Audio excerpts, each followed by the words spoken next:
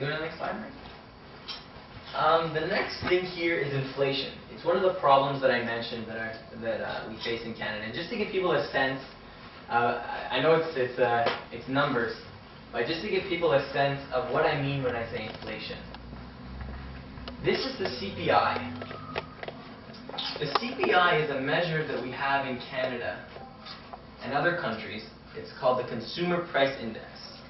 And I don't know specifically which products they use, but they take what's called a basket of goods, toothpaste, gasoline, bread, milk, TV, sofa. You put them together, and you say in such and such a year, 1995, actually in this case it's 2002, those things cost such and such an amount. In 2003, those same things that if I wanted to buy them, they may cost a little bit more. And the next year they may cost a little bit more, a little bit more, a little bit more. And the reason they cost a little bit more is inflation. And as you'll see, or as I'll be getting into, that inflation comes from an increase of the money supply. Now prices change for many reasons. But when prices are continually going up, it's no longer random fluctuations. We're not talking about supply and demand moving around. We're not, it's not about last year's fashion going out and this year's one coming in and prices moving. This is a continuous behind-the-scenes process that's pushing our prices up and up and up and up.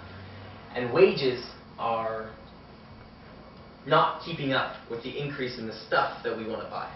So as the price of stuff goes up, let's say, to take an amount here, 1971.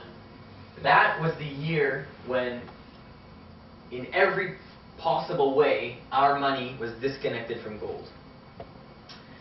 From 1971 to 2006, so that's, 35 years. The CPI, the basket of goods, increased by 422%. So what would have cost $1.71 would cost $4.22 today, or an increase of 4.8% per year. Let's take to give some co-measurement in terms of a yearly increase of prices going up by 4.8%. In 1944, it took one person in the household to support an entire household. And in 2006, it most certainly takes two people, and for many lower income families, we're talking about both, or one person having two jobs, working more than 40 hours a week. That's the reality that we've inherited. Another measure here, 1914, that was when Canada, for the first time, moved away from gold. Since then, our prices have gone up 1,714%. So what cost $1 in 1914 costs $17.14 today. Right. So that's just the effects on our prices. Prices are going up, wages are going down. That doesn't speak at all about who's getting that money, because if prices are going up 17 times, that means that there's a bank behind the scenes, or the government behind the scenes, that is printing so much money that even with the economy growing, still prices are going up by that tremendous amount. So you have a lot of printing presses running and running and running and running. And that new money, that's the banks and the government that are taking that money, taking the wealth out of our, devaluing our money in the process. Oh yeah, and this other one, value of gold in the dollar. Let's say, okay, here, when all ties to gold were cut, you take the value of gold. Let's say if you could trade a piece of gold for a car, and you could trade $10,000 for a car in 1971. Then gold could buy this much, and $10,000 could buy this much. By 1981, just 10 years later, gold could still buy this much, but that same $10,000 could buy 1/14 less.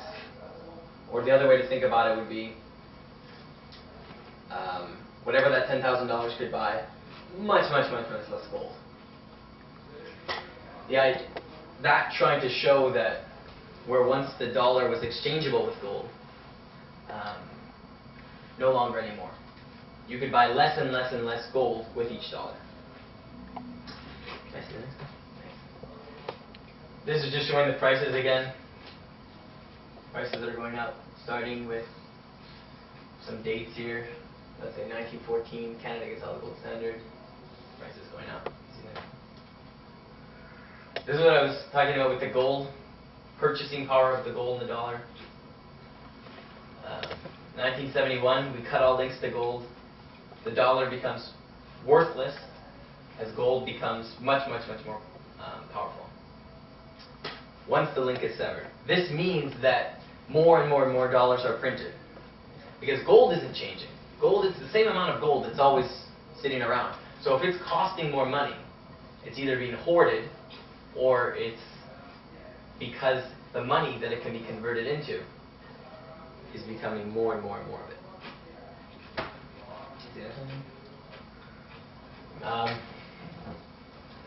Yeah, just showing the value of the American dollar going down. Okay, another big one here, the federal debt. As I was saying before, so if the government is printing money, has the ability to print money, and the banks have the ability to print money, and they are primarily lending to the government, there's a huge incentive for our government to borrow and borrow and borrow. Because borrowing means that the future generations are paying taxes. They don't have to raise taxes today. Our federal debt today is this, $550 billion. The government, all the money that they're taking in, 17.3% is going just to pay the interest. Just to pay the interest on the federal debt. That's how big our debt is. It's come down since 1991. 39%, where 39% went to paying it. But this just to get a sense of, once the government has the ability to print money, well, maybe now is worth it to go into how the central banking system works. How money is printed. When I say the government is printing money, we have two things. We have the Canadian government, and we have the Bank of Canada, which is what's called our central bank. This is a bank that operates like other banks, but it's in the center of the banking system. The government borrows money from the central bank. If they want to borrow $100 million from the central bank, they take $100 million. But the catch is that the central bank isn't reaching into its cellar to take out $100,000 that it has. It's printing it out of nothing. That's what I mean when I say printing money out of nothing.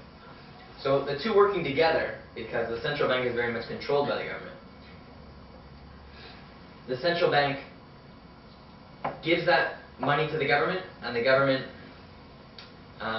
is now indebted to the bank. Not just the central bank, but also the other chartered banks that have the ability to create money out of nothing. They too are lending to the government because they're able to print the money out of nothing to lend. They're not taking people's savings and giving it to the government.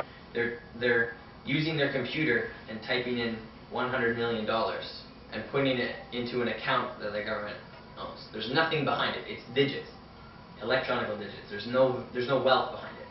So that's the sense of the government increasing its debt and of our money supply increasing.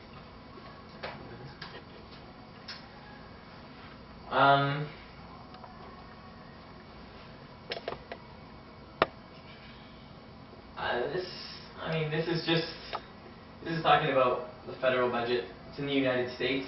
You could divide each of these numbers by 10, and you get Canada's situation. This is just showing how much the government's spending, the budget. The sense is that the government is getting bigger and bigger and bigger.